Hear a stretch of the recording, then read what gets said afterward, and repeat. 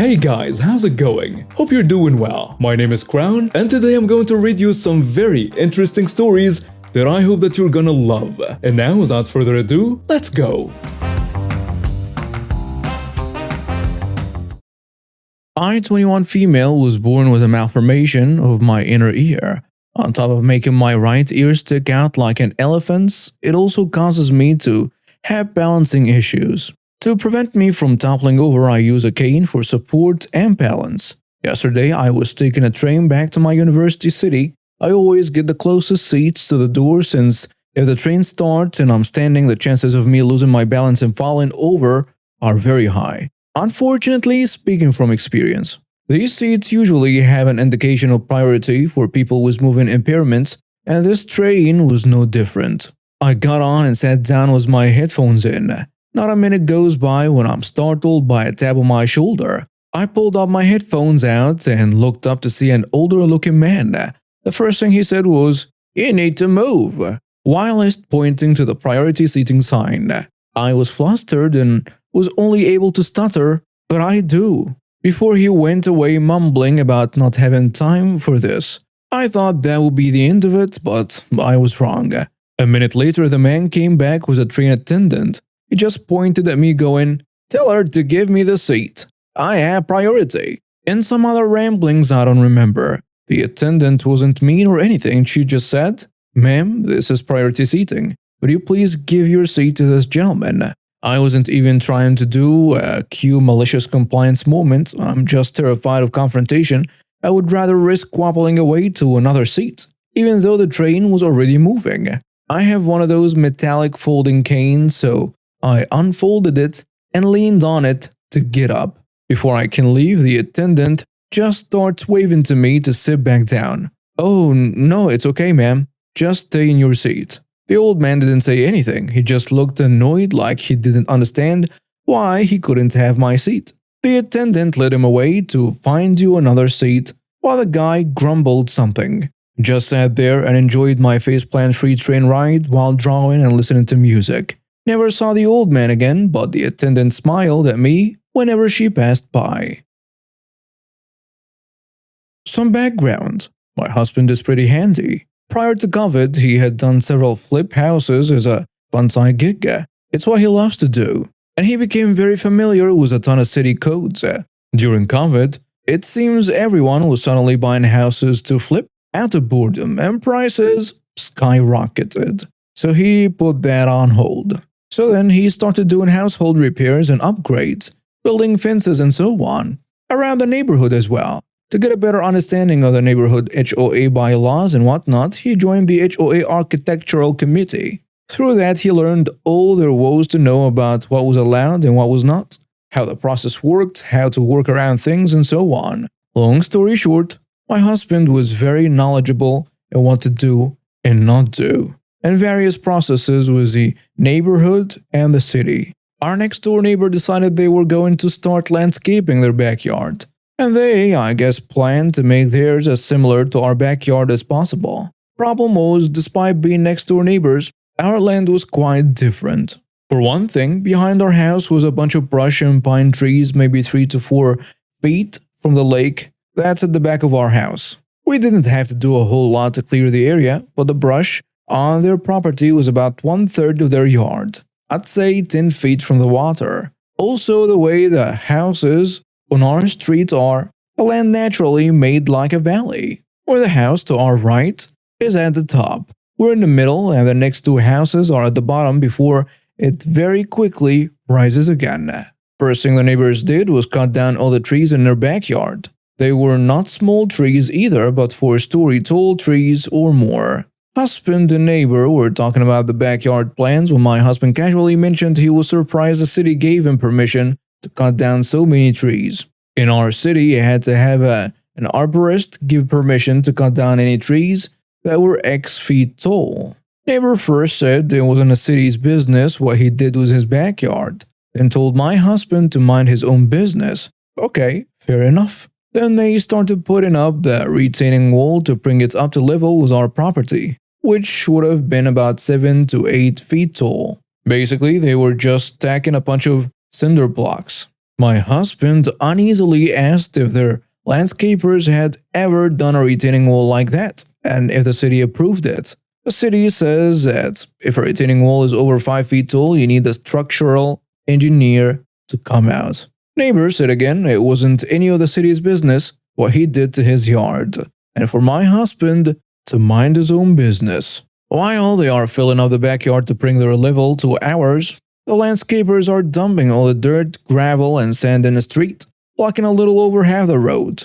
Several of the neighbors who had trucks would just hop the curb, but other neighbors with smaller cars were very mad. Before my husband could ask if they could put the dirt and stuff in their driveway instead of the road, like everyone else, the neighbor went off on my husband to F right off. Well, okay then. My husband let them continue working and didn't say a word as they started constructing a 10 feet tall fence, which was against HOA regulations. Fences couldn't be taller than 6 feet.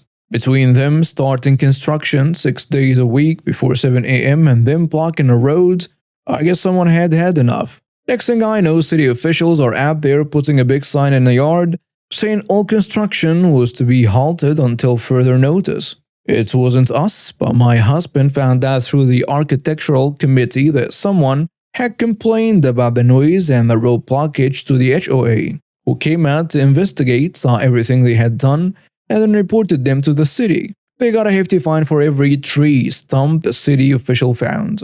The structural engineer said their retaining wall was not sound and had to be redone, and it had to have regular inspections due its build. The HOA also told them that not only did they have to take down their 10 feet tall fence, but as they did not get prior approval, and because it was not an approved design, the HOA also hit them with a hefty fine. Initially, the neighbor came after us for tattling, but we told him it wasn't us, as nothing they did affected us in any way. Our kids are early risers, so even starting before 7 didn't bother us. My husband then said he tried to warn them this would happen, but the neighbor told him to F off and mind his own business, and he did. Landscaping had started on Black Friday, was shut down for 3 weeks. Well, I guess they got things sorted out with the city and the HOA. Their backyard is still not finished. It? I truly want to say it wasn't us that called the HOA or city. We just let him be. But he pissed off a lot of neighbors. When cutting down those trees, he had chainsaws and the wood chippers going off by 6:45 and the bobcat being used by 7 a.m. 6 days a week. Other neighbors tried to ask him to put his dirt on his driveway instead of the street, and he told them off to mind their own business too. A few people went ballistic on him when their car slid a bit after the rains, and we had turned the remaining dirt to mud. The school bus could also easily have complained to someone about it too, as it was a big ordeal for them. Also, there were other things he did to his front yard that we didn't warn him about either, and he got dinged for. But I made this post mostly about him trying to go against the city. Although, the changes he made to the driveway also got dinged by the city. And yes, from what I heard, the tree fines were painful.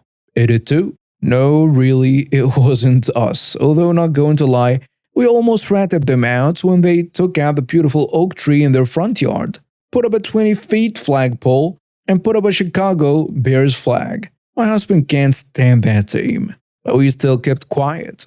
And that flagpole was taken down about a week later. It could have been the HOA or city noticing on their own, or a neighbor reporting them because clanging, or a neighbor reporting them because a clanging it made all day and night was awful. My story starts with our neighbor Karen. Yeah, I know Karen sounds cliche, but trust me, she lived up to that name in ways I didn't think were possible. We lived in a pretty laid-back neighborhood, or so we thought, until Karen moved in next door. Our first encounter with her was uneventful, but things quickly took a turn for the worse. The main source of contention was my motorcycle. It's not just any bike, it's a vintage model that's been with me through thick and thin. My wife Alex and I had countless adventures on it, long before we even thought about marriage. To us, it symbolizes our journey together, our freedom, and our shared passions. Yeah, it can be loud, but I always made sure to be considerate, never riven it early in the morning or late at night. Karen, however, didn't care about any of that. The complaints started coming in within a week of her moving in. She'd come over, rapping on our door with a fury, ranting about how the noise was unbearable and how it was disturbing her peace. We tried to be understanding, explaining the sentimental value of the bike and promising to keep the noise to a minimum. But Karen wasn't having any of it. It's not just about the noise, she'd snap. It's about respect, and clearly, you have none for your neighbors. Conversations with her always ended in circles with no resolution in sight. Things escalated one Saturday morning. I was in the backyard when I heard a commotion in the driveway. Rushing to the front, my heart dropped. There was Karen, lighter in hand, standing next to my motorcycle, now engulfed in flames. Alex came running out, her face a mask of horror and fury as she took in the scene. "What the hell are you doing?" she screamed at Karen. Karen, looking smug, turned to face us. "Maybe next time you'll think twice before disturbing the peace," she sneered. Before I could react, Alex was on her. My wife, who's usually the epitome of calm and collected, transformed into a whirlwind of rage. She tackled Karen to the ground, delivering a few well-placed punches before I could pull her off. I managed to call the cops as I held my wife back. The whole ordeal was caught on our home security cameras, from Karen dousing my bike in gasoline to her smug confession and Alex's retaliation. Everything was recorded in clear, undeniable detail. The police arrived quickly, and after reviewing the footage, they didn't hesitate to arrest Karen for arson and endangerment. She kept shouting about how she was a victim, how we were the ones at fault for provoking her with our reckless behavior, but the evidence was irrefutable. As for my motorcycle, it was a total loss. The fire had ravaged it beyond repair. A heartbreaking sight. Alex and I stood there watching as the firefighters extinguished the last of flames. Both of us mourning the loss of so much more than just a bike. It was like losing a piece of our shared soul. The aftermath was a whirlwind of insurance claims, legal proceedings, and neighborhood gossip. Karen faced serious charges for her actions. In the end, she was found guilty and sentenced to pay restitution, along with serving time for her crimes. It was a small comfort, but the damage was done. The bike was gone, and with it, a piece of our history. So, I don't know, to all the Karens out there, a word of advice: think twice before you light a match, because you never know when you might ignite a fury that cannot be extinguished. And to everyone else, cherish the moments, the memories, and the people or bikes that make life and adventure worth living. A few years ago, I was at my city airport, about to board on a very short 50-minute long airplane trip to another city. I did the whole procedure, registered my tickets, sent my luggage to be wrapped, and stood still in a corner. Now this is important. I was dressed with a white t-shirt and a black pair of pants, looking really formal. So I looked like someone from the airport staff, especially because I was standing close to the airport map, staring at nothing, waiting for my flight. I heard a commotion in the hall next to the check-in area. Looked there, and then I saw him. That jerk. Dude was giving everyone in the airport, staff and passengers, a very hard time, demanding priority in a check-in service and making a huge scene. Apparently he was too wealthy to just wait in line like everyone else. He screamed so much, one of the staff girls actually cried. I heard he was trying to get a flight from Curitiba to Campinas to cities in Brazil, which was exactly the flight I was on. So I saw a once-in-a-lifetime opportunity to avenge the poor girl and the rest of the staff. I went to the departure section and just stood still next to the place where you go to board the planes, with those tubes that connect the building to the planes. This is what I mean. I don't know if USA airports have this kind of stuff. Anyway, I stood in a long corridor, and when he came close to me, I asked him, "Are you, sir, flying to Campinas or to Rio de Janeiro?" "Campinas," he said in that disgusting voice. "That way." I pointed to one of the tunnel entrances to my left.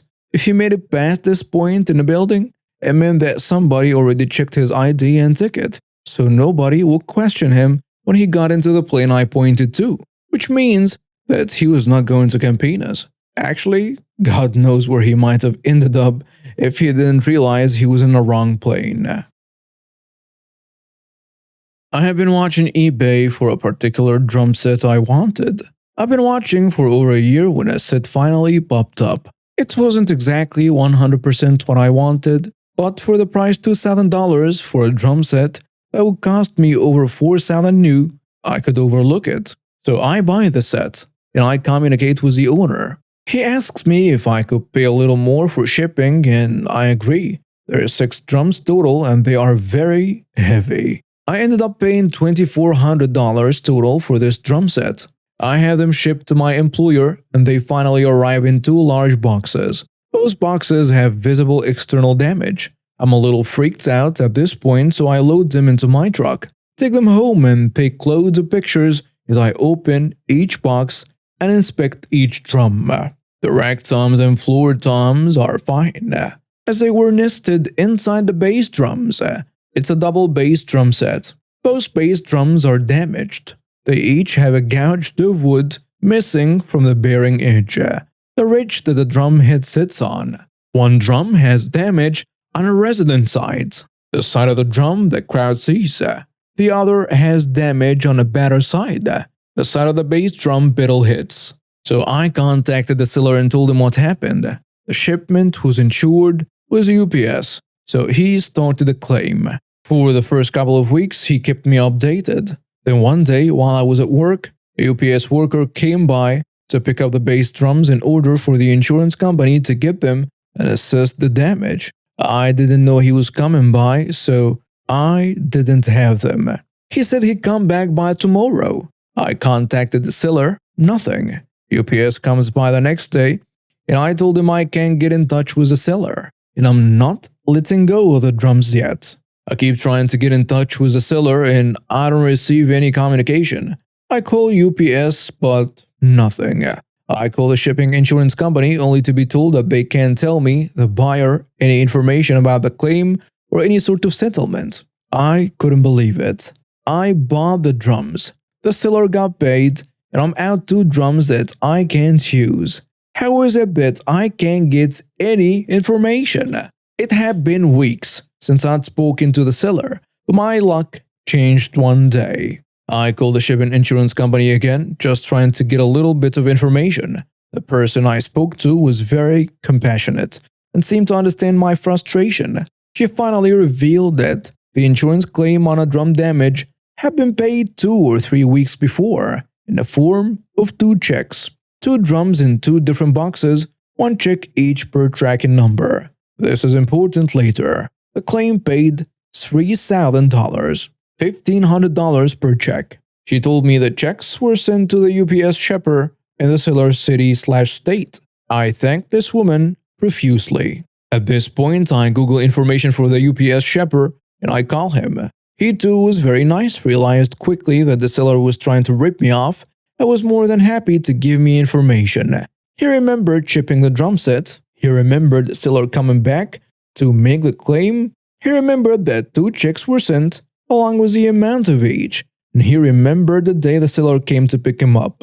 At this point, I talked to my roommate. He formerly worked account security for a large cell phone provider, and he still had friends who worked there. I gave him the little bit of information I had on the seller, name, city/state he lived in, and asked if he could talk to one of his old friends at a cell phone company and see if they could find any information on this guy. He took my email address and told me he'd get somebody on it.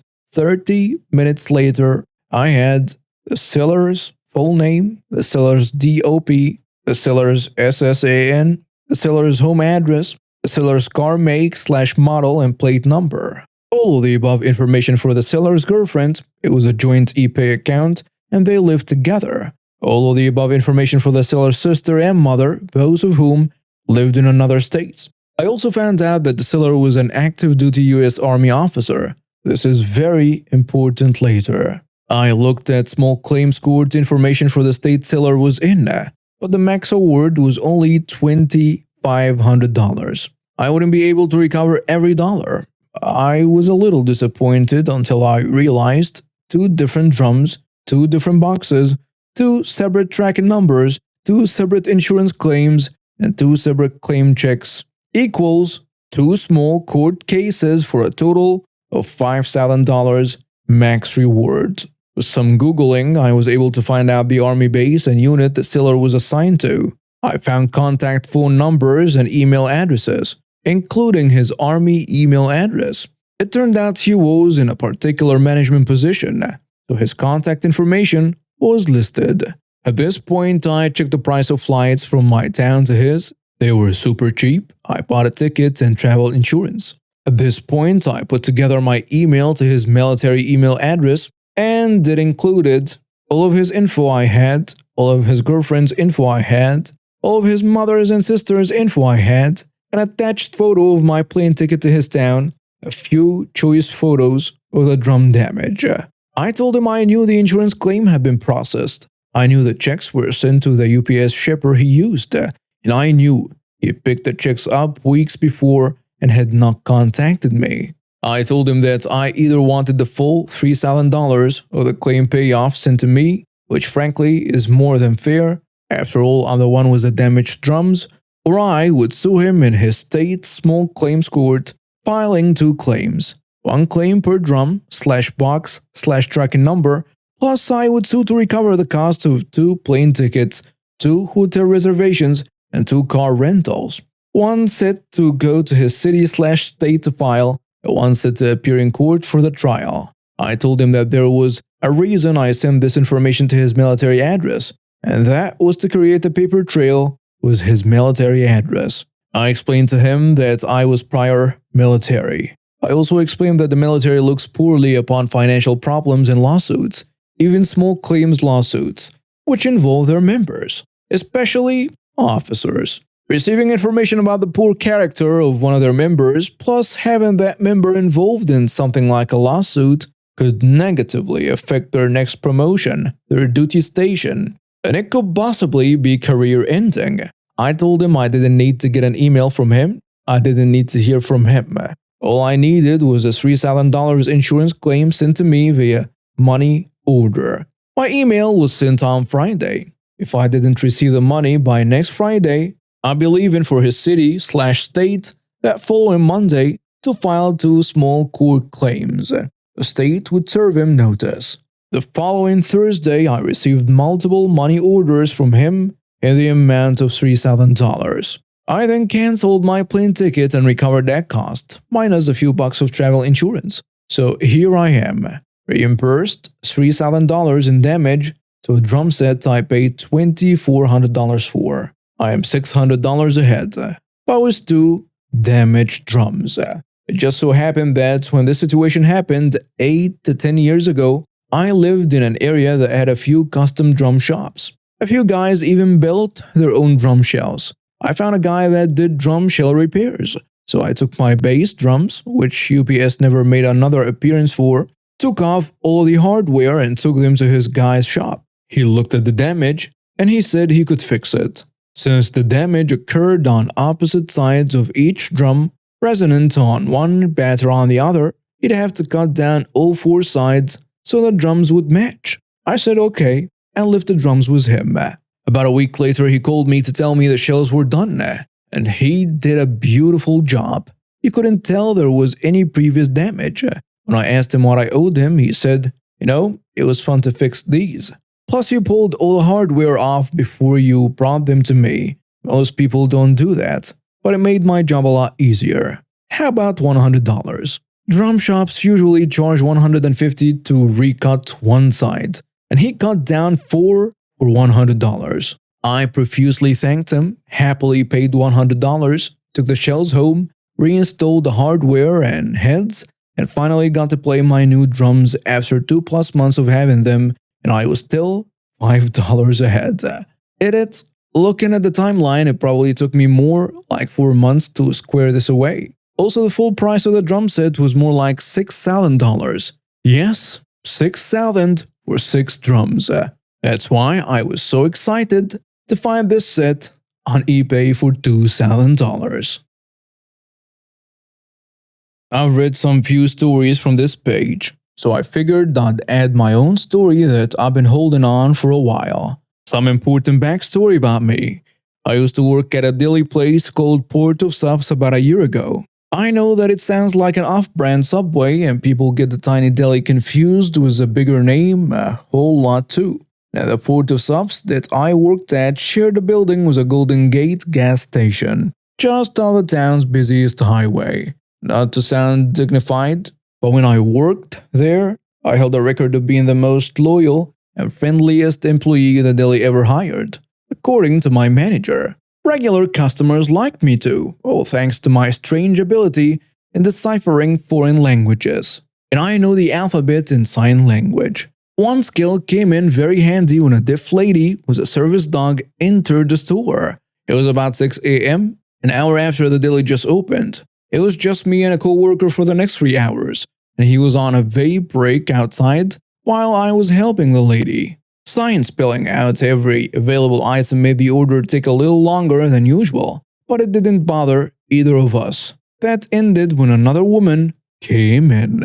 Not to sound rude, but she had crazy writing all over her. Her hair looked like she got struck by lightning, and she wore a plain t-shirt with sweat and food stains on it. She stood underneath the order here sign and started tapping her foot as she angrily stared at me. Let's call her Witch Lady. While I was ringing up the price of the deaf lady sandwich and spilling out the sentence, "Do you want chips?" I heard a loud, exaggerated ahem from the Witch Lady. I softly answered her, "I'll be with you in a second. It's just me in here at the moment." She glared at me. "Well, you should stop flailing your hands around like an idiot and do your job," she hissed. Now, I have a strange habit of being formal with strangers, which sometimes makes me sound more English than American. Most people like it when I do that, so I decided to try it with this Witch Lady. "Madam, I am using sign language to communicate. I am genuinely sorry if I'm taking too long, but I will help you with whatever you need when I'm finished with this order." And she didn't like that at all. "I'm in a serious hurry, and you people are so dang lazy. Subway should stop hiring children." "Well, this is not Subway, madam. This is Port of Subs." "Oh, it's the same dang thing." "No, it's not." I thought to myself as I finished the deaf lady's order. I wondered why she thought I was a kid. A 5'7" woman with an unusual male-like build. I was 20 at the time, but I looked a lot older to most people. This lady was nearly a foot shorter and skeleton skinny. As I was putting on my gloves, I naturally asked her what kind of sandwich she wanted. And of course, she wanted something that we didn't have, which was Black Forest ham. "I'm very sorry, madam. We don't have Black Forest. All we have is smoked ham, deli ham, and capicola." "What the hell are you talking about?" the Witch Lady nearly screamed. "Subway always has Black Forest ham. Go into the back and check your stock." I paused at this. This lady actually believed that this tiny place was Subway, despite what I told her. "Madam, this is Port of Subs, not Subway. Black Forest ham is not included in our menu."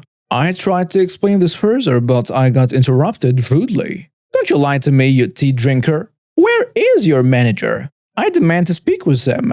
"My manager is not working today." I answered truthfully, but she wasn't having it. She pointed a bony finger at the gas station's manager as she continued yelling. "He's standing right there. You're just trying to get your lazy butt out of trouble." Now the deli uniforms are navy blue polo shirts with black pants. The gas station uniforms are green polo shirts with black or brown slacks. "I don't work for the gas station, madam. We just share the building." The lady then looked at me as if I was a crazy one. The deaf lady was sitting at a nearby table watching the show and smiling as she ate her breakfast. "Your customer service is the worst that I have ever experienced. I'm going to file a report and have you fired." All 3 gas station employees, including their manager, stopped what they were doing and stared at the lady until she stormed towards the exit. Just before she left, I calmly attempted to correct her mistake one more time. "Madam, I don't work for the gas station, nor do I work for Subway. This is a different deli." She then glared daggers at me. "Your line will get you blacklisted for sure. Subway won't ever want you back." She left without talking to the station's manager. As soon as the Witch Lady was outside, The deaf lady came back up to the counter one more time and spelled out the question, "What happened?" I then spelled out, "Crazy. Want a black forest? Don't sell it." Deaf lady then went into a fit of breathy laughter before she left too. After all that, my coworker finally came back from his break. I told him that I was going to take my own at the back of the kitchen. He agreed and took over making subs. Although I could not be seen behind the giant refrigerators, I was still in earshot of everything that happened up front, and I hear the witch lady shuffle back inside.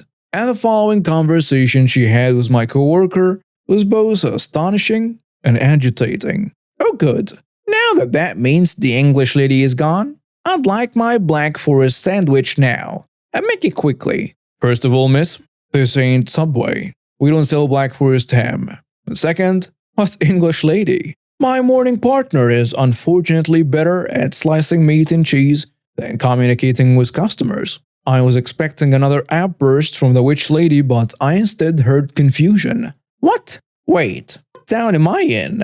the witch lady suddenly asked. Apparently the wrong one. The witch lady then finally left without another word.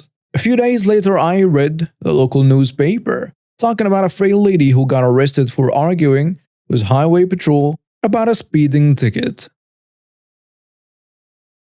I'm in Australia, dating a guy. While dating, the house he owned got sold, and to celebrate, he decided that we should go on a holiday to the States. So I planned it, booked it, and he paid for it. 5 weeks throughout the States. After about 4 months of dating, and just before we left for the holiday, it became quite apparent that he really likes his alcohol a lot. Moving forward, we go on our holiday, and on the flight from Australia to LA, he got so drunk, and then his true colors came out. He was making absolutely horrid derogatory remarks to me, calling me names, a worthless woman, and so on. I sat there, leaned up against the window, and tried to sleep. I managed to get the flight attendant's attention and motioned to her to cut his alcohol service. She did this. It didn't really make much of a difference. He had alcohol stashed from earlier. I had to get up to use a bathroom, and when I came back, I noticed that my handbag had been opened. I checked everything and found that he had taken my credit card out and had broken it, and also taken the $600 I had in there as well. Basically, he now held me hostage as I had no access now to my other funds. We landed and I stuck to his side. He had started to sober up, and when I told him what he had done, he was so apologetic. He gave me the cash back and all the cash he had, plus the spare prepaid credit card he had. I will be okay. I wasn't going to let him out of my sight. Plus, all hotel bookings we had were in his name.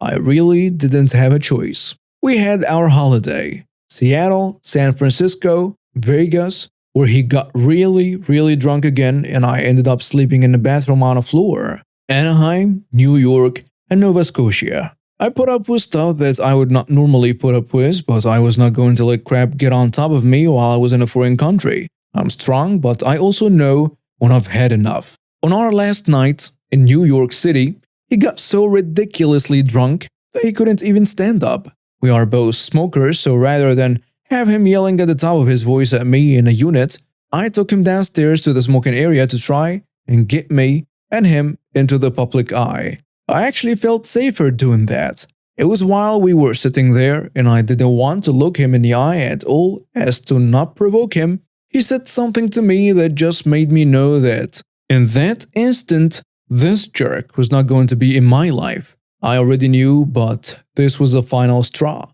He said to me that your father is a cowardly poofta. My father served in the Australian Army for 21 years. And trust me, he likes women and not men. Moving forward, we are back in Australia. I've kicked him out of my life. One thing I did know about him was that he really wanted to move to Canada and go to work for his friend who had a business relating to solar panels. While we were together, he had been doctoring letters and information required for him to obtain the correct visa to work in Canada. Now, I used this against him. I contacted the Canadian embassy in Canberra and gave them every single detail I could about him and his soon-to-be travels to Canada. Even had his passport number from when we traveled together.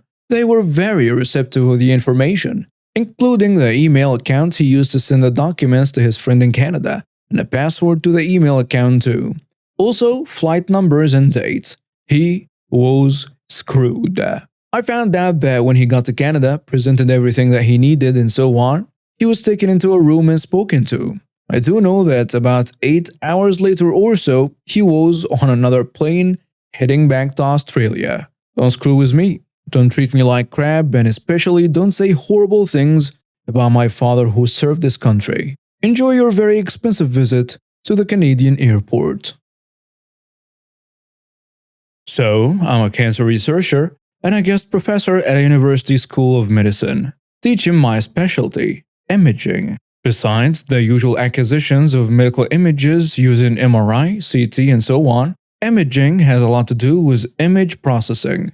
Some days I'm just a glorified programmer/IT guy. And as anyone who has ever programmed anything will tell you, coding is a very personal activity. With enough experience, you can tell who wrote what just by looking at the lines. I am also in my late 20s and I'm not native to this country. It's my first year as a guest professor. So some students look at me as this inexperienced, gullible foreign guy. As part of my module's grading, the students have to submit 2 reports that weigh 10% each of their final grade. These reports are about image processing and they have to code a fair bit. As usual, there are students that make an effort. Some do minimal work and then some cheat/copy. As I was grading the reports, I noticed a small group of students who found reports from previous years online and literally copy-pasted those reports, changing only their names. It was a facepalm moment because those reports were not even good and had a lot of errors. You see, in order to establish a baseline for my grading, I browsed previous year's reports so I knew what to expect from the students of this module. Naturally, I graded them all with 0 and kept working my way through grading the reports I had left. Meanwhile, the students casually asked me in the halls how the reports were. Of course, I can't comment on that until I release the grades. One time, this dude, who has copied from another report, 89% match on plagiarism checker, asks me when I will release the grades and comes up with a story that he worked really hard on his reports, but his exam hasn't gone so well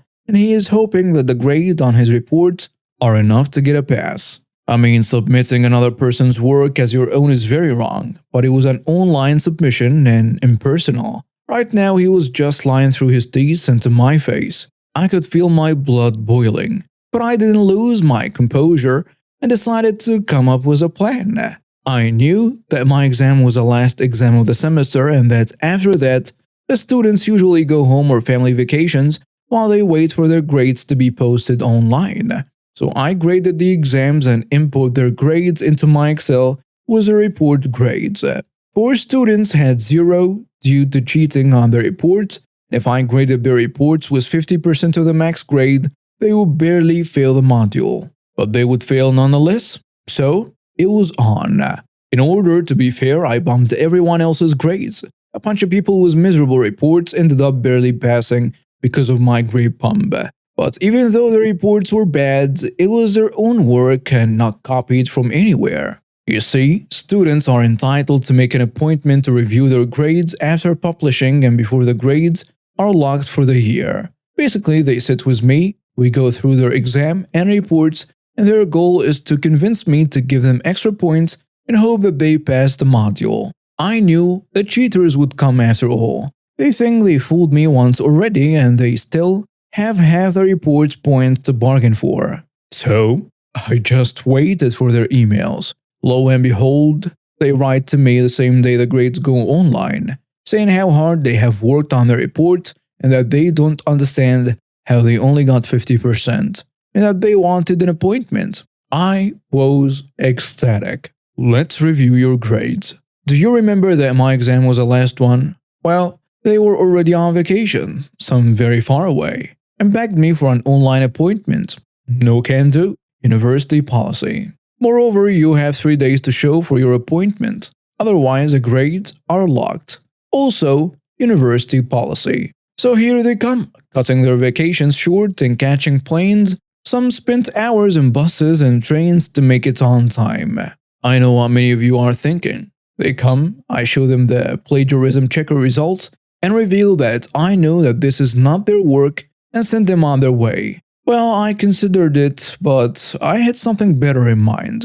Those appointments usually take 10 minutes. I show them their work with my notes on what's wrong and right, and then they try to find some inconsistencies in my grading and bargain for more points. I ain't giving you the opportunity.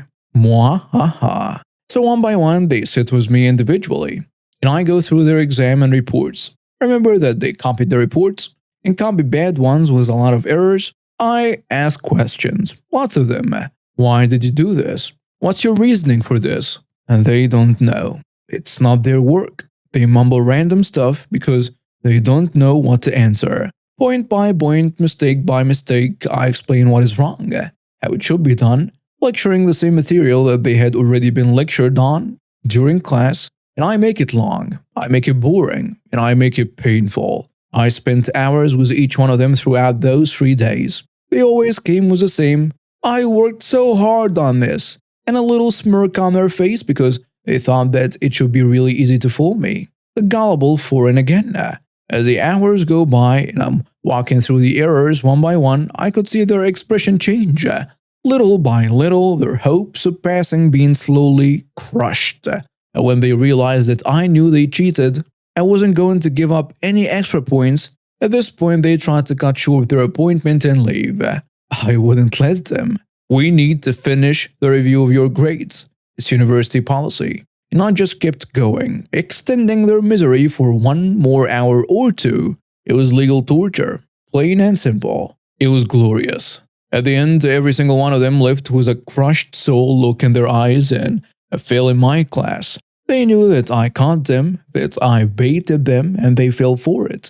They ruined their vacation and their family vacations, spent money to travel back and forth, wasted precious summertime, got bored to death and have nothing to show for it.